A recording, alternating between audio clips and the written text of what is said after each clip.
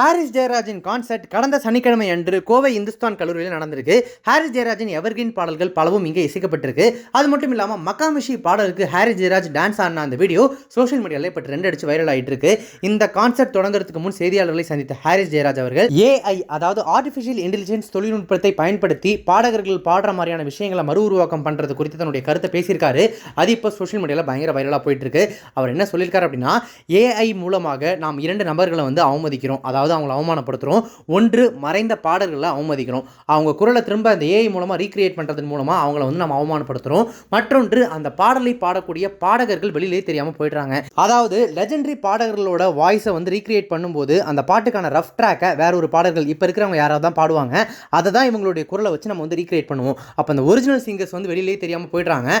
அதனாலேயே இப்போ அவங்களையும் நம்ம அவமதிப்பு பண்ணுற மாதிரி ஆயிடுது. 2 பாடகர்களுக்குமே அவமதிப்பு நடக்குது.